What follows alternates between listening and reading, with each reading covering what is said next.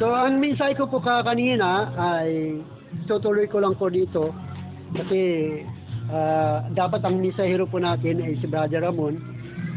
Talaga, siguro si Brother Ramon ay busy lang, no? Siguro meron siyang ginagawa. Ayan, meron yung ginagawa si Brother Ramon, kaya siguro ay hindi po natin nakasama ngayon sa oras po nito. Yan. Yan, no? Yan.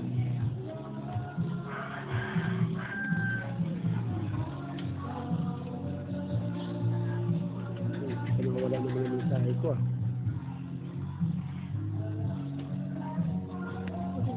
Putol. Putol naman siya.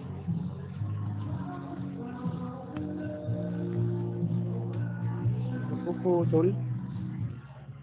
So yan, ang mensahe ko po kanina ay patungkol po sa tinatawag na pag-uugali ng mga Kristiyano. So sa ating po mga Kristiyano, bilang mga Kristiyano ay meron po tayong tinatawag na attitude o ugali na dapat makita po sa atin na kung saan ay naglilingkod po tayo sa Panginoon sa ating pong Diyos. Kaya so yun po ang ating pong mapapag-aralan sa oras pong ito. Handa na ba tayo makinig? Okay na. Amen? So tayo po ay manalangin. Hingi tayo ng gabay, patnubay po sa Panginoon. Panginoon, maraming salamat sa oras po ito, God. Pagpalain niyo po ang iyong lingkod na kung saan ay ginagamit mo para patuloy ko pong may pahayag at may pangaral ang iyong mabuting balita sa oras po nito. Sa oras po nito, Diyos. Lahat na narito, Panginoon, ikaw po patuloy na magbigay sa kanila ng kaalaman at karunungan at kaunawaan upang ang iyong mga salita ay maging pagpapala sa basa sa amin. Sa pangalan ni Jesus. Amen. Amen. So dito ay makita natin na ang pag-uugali ng Kristiyano. No? Ang pag-uugali ng mga Kristiyano, dapat siya ay naniniwala sa Diyos. Lagi siyang naniniwala sa Panginoon kahit saan siya pumunta, kahit siya pumaroon. Lagi ang Diyos ang kasama niya. No? Lagi siyang naniniwala na sinasabi ng ating Panginoon Kristo noong siya po ay narito pa sa mundong ito, ay nangaral siya at sinabihan niya ang mga tao na sinabi ng Diyos sa Matthew chapter 21 verse 20 hanggang 22, sumagot si Jesus, tandaan ninyo, kung kayo'y nananalig sa Diyos at hindi magalinlangan, magagawa rin ninyo ang ginagawa ko sa puno ng igos na ito.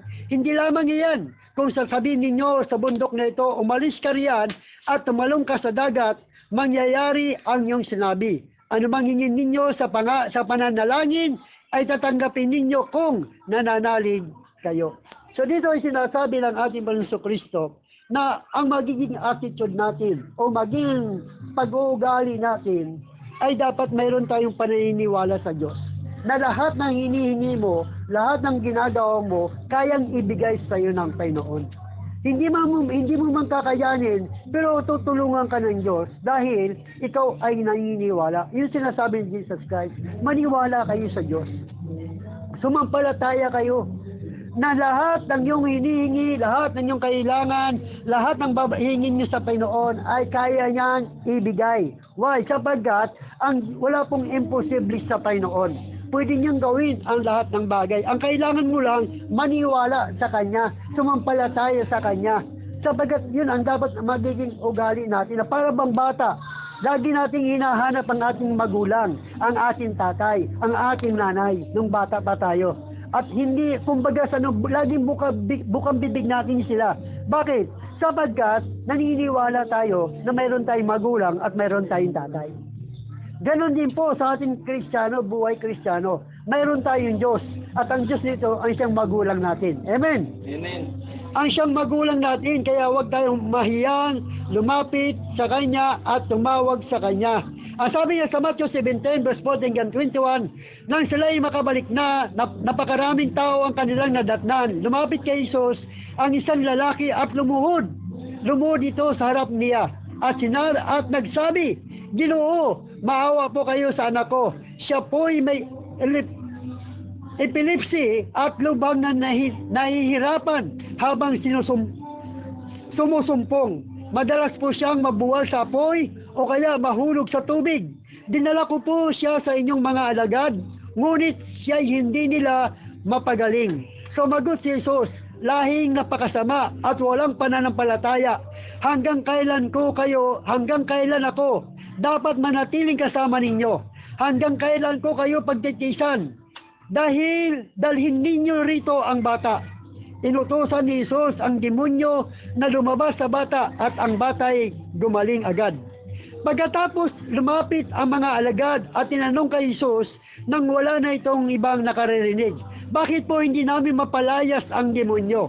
Sumagot siya, dahil sa maliit ang inyong pananampalataya. Tandaan ninyo, kung kayo'y may pananampalataya sa Diyos na sinlaki ng butil ng mustasa, maaari ninyong sabihin sa bundok na ito, lumipat ka roon, at ito'y lilipat nga. Tunay nga walang bagay na hindi ninyo magagawa. Kung meron lang tayong pananampalataya sa Diyos na kasing laki lamang na butil ng mustasa. At pwede daw natin sabihin sa bundok na yan na lumipat ka, tumalong ka doon sa dagat at ito'y tatalon. Why? Sapagat sabi ni Jesus Christ, walang bagay na hindi nyo pwedeng gawin. Sapagat ang tao ay nilikha ng Diyos ayon sa kanyang wangis. Ayon sa kanyang wangis, binigyan tayo ng authority, binigyan tayo ng kapangyarihan ng Diyos na sabihin lang at gawin at maniwala sa may likha sa atin. Na kaya niyang gawin ang lahat ng bagay ng atin sasabihin. Ang kailangan mo lang manampalataya. Pangalawa, ang pag-uugali ng Kristiyano dapat siya ay may takot sa Diyos. Lagi kang may takot sa Panginoon. Kahit saan ka pumunta, kahit saan ka pumaroon, ang kailangan mong takot. Bakit? Sapagat yan ang binigay sa tao ng Diyos. Binigyan ka ng Diyos ng takot sapagat iyan ang mag-iingat sa sarili mo. Yan ang maggagabay sa iyo para hindi ka mapahamak. Dahil kapag wala kang takot, pupunta ka doon sa highway, kahit tumatakbo ang mga sasakyan, anong gagawin mo dahil wala kang takot? Tatawid ka. Dahil binigyan ka ng Diyos ng takot, pag nakita mo ang sasakyan patuloy na tumatakbo, ang ginagawa mo, humihinto ka. Yun, yung takot na ibinigay sa iyo ng Diyos. Yan ang guardian mo. Guardian sa buhay ng bata sa atin. Ano man ori, hayop man yan, ibon man yan, o anumang nabubuhay dito sa mundo, ay binigyan ng Diyos ng takot para ang buhay nila ay maingatan. Pati ba hayop may takot? Meron. Ibon may takot. May takot lahat yan. Kaya naiingatan nila ang kanilang buhay, yan ay binigay sa atin ng Diyos. At higit sa lahat, kung natatakot ka sa mundo nito, dapat ka ring matakot sa Diyos. Dahil ang sabi doon sa Mangangaral chapter 12, verse 13 hanggang 14, sa kabila ng lahat ng ito, isa lamang ang aking masasabi, matakot ka sa Diyos at sundin mo ang kanyang mga utos, sabagat ito ang buong katungkulan ng tao. Lahat ng gawin natin, hayag man o lihim, mabuti o masama, ay ipagsusulit natin ito sa Diyos. Ipagsusulit daw natin ito sa Panginoon. Kaya kailangan mo magkaroon ng takot sa Diyos. Dahil kapag may takot ka sa Diyos, hindi ka basta-basta makagawa ng masama. Dahil kapag gumawa ka ng masama, madaling gumawa ng masama. Pagkatapos nito ay, parusa. At mahirap mo nang labasan. Minuto lang, pwede ka nang gumawa ng masama. Minuto lang yan. Saglit lang. Pero pagkatapos niyan, taon ang bibilangin yan. Amen? Amen. Hello? Taon ang bibilangin yan. Kung wala kang takot, saglit mo lang gagawin yan. Yung magnakaw ka lang nga, cellphone, pag kinuha mo yan. Pag nahuli ka, yung cellphone na nahawak mo, hindi mo yung mapakikinabangan, kulong ka pa. Amen? Amen. Mabubugbog ka pa.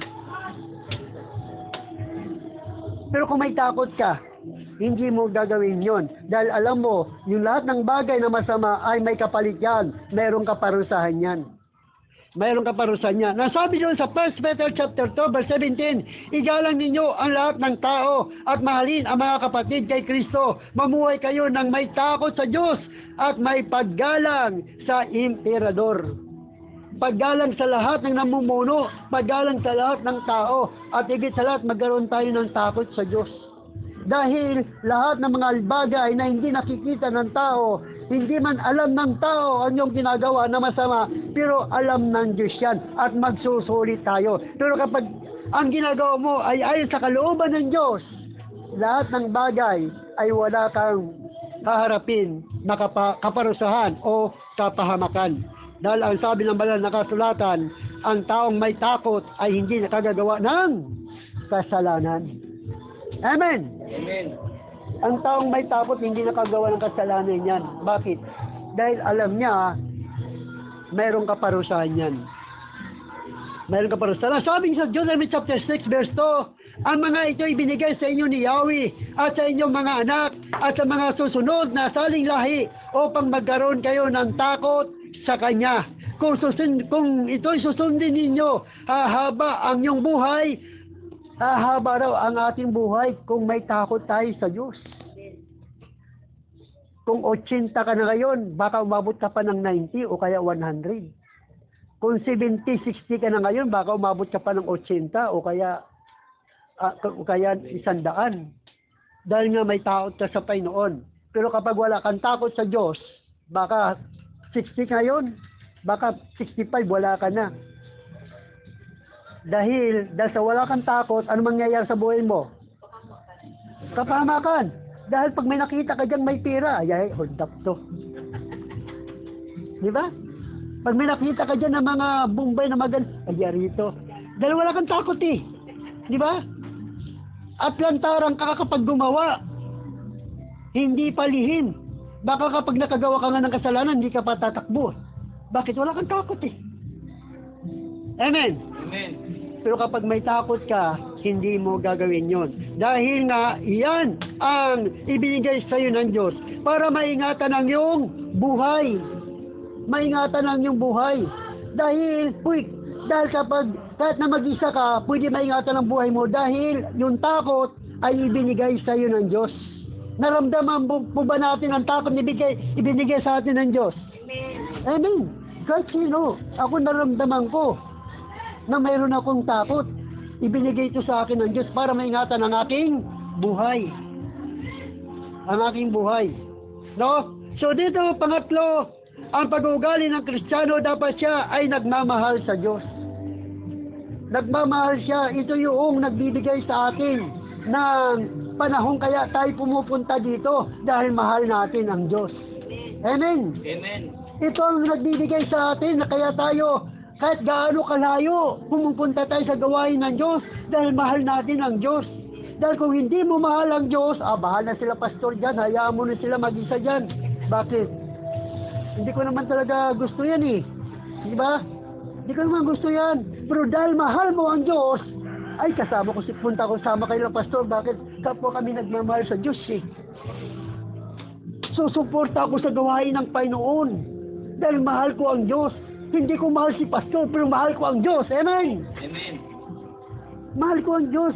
Nagkakaisa tayo sa Diyos. Kumbaga sa inuman. Ang inuman, kapag may inuman, saan sila nagkakaisa? Sa alak. Kapag walang alak, walang inuman. Ganon din naman tayo. Kape. No? Ganon din naman tayo. Dahil sa pagmamahal natin sa Diyos, nagkakaisa tayo sa Diyos. Amen? Amen. At sa kanyang mga salita. Iyon ang pagmamahalan. Ibig sabihin, dahil nga sa pag-ibig natin sa Diyos, yun ang dapat na magiging ugali natin. Ang sabi niya sa Matthew 22 verse hanggang 37 hanggang 34 hanggang 40. Ang sabi niya, sumagot si Jesus, ibigin mo ang Panginoon mong Diyos ng buong puso, ng buong kaluluwa at ng buong pag-iisip. Ito ang pinakamahalagang utos. Ito naman ang pangalawang ibinigay. Ang pangalawa, ibigin mo ang iyong kapwa gaya ng pag-ibig mo sa iyong sarili. Sa dalawang ito, sa dalawang utos na ito, nakasalalay ang buong kautusan ni Moses at ng katuruan ng mga propeta. So doon ay sinasabi ni Jesus Christ, Mahalin mo muna ang Diyos ng buong puso, buong lakas, at buong kaluluwa. Kaya hindi ako napapagod sa gawain ng Diyos. Bakit? Mahal ko ang Diyos eh. At alam kong pag alis ko sa mundong ito, pupunta ako sa piling ng Diyos. Amen? Amen. Iyon ang mahalaga doon. Kung yung bahay na hinihanda sa atin ng Diyos, doon ang daanan natin ng dantay dinto. Kung dito, ang bahay natin dito kubo-kubo lang, walang atip. Ang Diyos nga natin, wala pang atip. Pero doon, mansion. Mansion po doon. At mag-aantay ka lang kung kailan ka kukunin ng Diyos. Dahil pinalam sa'yo ng Diyos na mamamatay ka. Pero hindi niya ipinalam kung kailan ito mangyayari. Amen? Amen. Hindi niya ito pinalam kung kailan mangyayari ang pag-alis mo dito sa mundo nito. Darating na lang ito ng biglaan. Katulad na nangyayari, di ba? Mayroong mayroong sasakyan, bumangga sa bahay. Namatay yung may-ari ng bahay. Gusto po ng bahay na mamamatay siya? Hindi. Ibig sabihin, dumarating yun na hindi mo inaasahan. Pero kung naglilingkod ka sa Diyos, mahal mo ang Diyos, ano man mangyari mo dito sa mundong ito, lilipat ka lang doon sa tunay mong buhay. Kasi ang sabi ng Biblia, ang binubuo ng laman at dugo ay hindi maaari magmana ng buhay na walang hanggan. Pero ang sabi ng Biblia, isinusulat ko ito sa inyo upang malaman ninyo na kayong sumasampalataya sa anak ng Diyos ay may buhay na walang hanggan. Kaya dito pa lang sa mundong ito, ipakita na natin ang pagmamahal natin sa Diyos, na mahal natin siya. Handa tayong sumunod sa Kanya. Handa tayong sumunod. Dahil yan ang nagbibigay sa atin ng lakas kung kaya nagpapatuloy tayo sa gawain ng Diyos. Parang pamilya lang yan. Dahil mahal mo ang asawa mo, patuloy mo siyang inaalagaan at minamahal. Binibigay mo ang gusto niyang pangangailangan. Pero kapag hindi mo mahal ang isang bagay, ano mangyayari sa iyo? Bahala ka dyan sa sarili mo. Ako dito, ikaw dyan. Pero kapag mahal mo siya, magkasama kayo. Ganon din sa Diyos. Kapag mahal mo ang Diyos, ipinakikita mo na kaya mong sumunod. Kaya mong ipakita ang iyong pagmamahal. Last but not the least, ang pag-uugali ng Kristiyano, dapat siya ay may pagsunod sa Diyos. Sumusunod siya sa Diyos. Ano ba ang utos sa iyo ng Diyos? 6 na araw kayo gagawa ng iyong ikabubuhay. At sa 7 araw, ilaan nyo ito sa akin, sabagat ako'y nagpahinga sa 7 araw at ang 7 araw ay inilaan ko para sa akin. Ngayon, makikita mo doon kung talagang sumusunod ka sa Diyos. Ang sabi ng Diyos, seek ye first the kingdom of God and His righteousness, and then shall be added unto you. Ang sabi niya, unahin niyo muna ang kaharian ng Diyos. Sumunod muna kayo. At ang kanyang kabanalan. At pagkatapos nito, saka lang darating yung pagpapala. Susunod na sa iyo yung blessing. Bakit? Sabagat ang lahat ng bagay ay pinagmumula nito ay ang Diyos. Sabagat yan ang kaugalian ng mga Kristiyano. Mayroon siyang pagsunod. At ang sabi niya, doon sa Hebrews chapter 11 verse 25, ang sabi niya, huwag niyong kaligtaan ang pagdalo sa pagtipon-tipon gaya ng ginagawa ng ilan. Bugos, magpalakasan kayo sa isa't isa. Yun ay utos ng Diyos sa atin na dapat natin sundin. Kailangan natin ang church. Amen. Amen. Kailangan po natin magsama-sama sa gawain ng Diyos para magpalakasan po tayo sa isa't isa. Yun ang layunin. Bilang mga Kristiyano, mayroon tayong pagsunod, sumusunod tayo. Dati, nung tayo ay bago pa lang, ang init natin sa gawain ng Diyos. Gusto natin araw-araw, kung saan yung may Bible study, pupunta tayo bilang pagsunod doon sa Diyos. Pero habang tumatagal, nawawala na ang pagsunod mo. Nang lalamig ka na, sabi ni Jesus Christ, wala nang dating mong pag-ibig, nang nilalamig ka na. Sabi niya, hindi mo na kumbaga sa mga ganitong araw, parang ayaw mo na. Hindi ka na dumadalo, hindi ka na umaatin. Dati gustong-gusto mo. Ngayon, naglalamig ka na. Ang gusto ni Jesus Christ, muli nating ibalik yon. Ibalik mo ang dati mong pag-ibig. Kasi pag hindi mo ginawa yon, ako'y bababa at baka kunin ko. Ialisin ko ang iyong ilawan doon sa iyong kinalalagyan. Yan, ang kailangan lang natin sumunod sabagat yan ang gusto ng Diyos sa atin, na mayroon tayong pagsunod sa kalooban ng Diyos. Kaya nawa ay mayroon tayong intindihan bilang Kristiyano na sumusunod tayo sa kalooban ng Diyos. Kaya tayo narito dahil yan yung sign na mahal mo Diyos at sumusunod ka sa kanyang mga utos.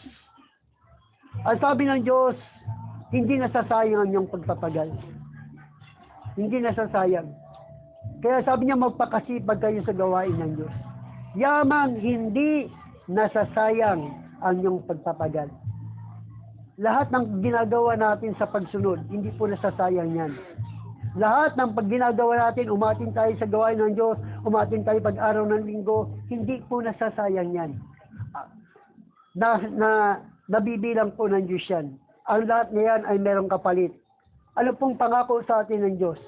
Ang pangako sa iyo ng Diyos ay buhay na walang hanggan at buhay na kasiyasiya. Hindi ka na maghahanap buhay, hindi ka na magdinegosyo, hindi ka na magtatrabaho, hindi ka na mamumulasi, hindi ka na magpapagod, sapagat doon sa ipinangako niya sa atin na lugar, na sabi niya kung saan ako naroon, kayo rin ay nandoon. Doon ay kompleto na. Wala na tayong ibang gagawin doon. Antayin na natin yung panahon ibinigay sa atin ng Diyos kung kailan niya tayo kukunin. Amen. Basta importante, masipag tayo sa gawain ng Diyos. Sumusunod tayo sa kalooban ng Diyos na hindi tayo nagmumurmur. Hindi tayo nagmumurmur. Wala naman akong makakain doon eh. Wala naman akong ano doon. Ano bang makakain ko doon? Ano ba nga nagagawa? Nagmumuro. Sabi ng pa, murmur kayo ng murmur. Di nyo ba alam? Mula Lunes hanggang Sabado, pinagpapala kayo ng Diyos. Murmur ka pa rin. Hindi nyo alam yung buhay mo. Iniingatan ko yan. Pagtulog mo, pinapaypayan pa kita. Akala mo, hangin niya. Electric pa niyan, hindi kamay ko yan. Pumapaypay sa'yo. Tapos sabi mo, hindi ko kayo inalagaan. Ay, ba kasi nagmumurmur? Wala naman kong gagawin doon sa ano. Wala mo kong pakinabang doon. Wala mo kong matatanggap doon. Alam niyo po ba, pinagpapala tayo ng Diyos. At higit sa lahat, malaking bagay na pag-realis mo rito, magandang buhay natin doon. Amen? So, puri ng Diyos sa oras po nito. Tayo po lahat ay tumayo at pasalamatan po natin ang Panginoon.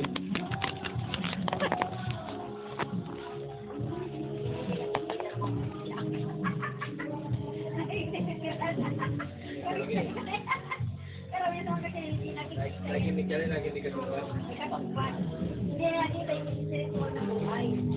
Yung spiritual na buhay ni Christ. Puri ng Diyos sa kanyang mga salita.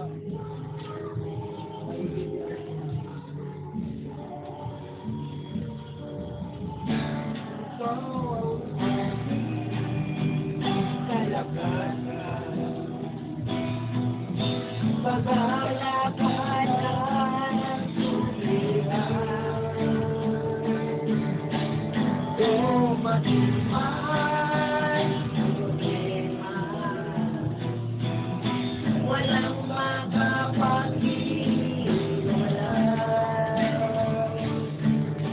walang maikukumpara sa pag-ibig mo. Saan man kalayo ang langit,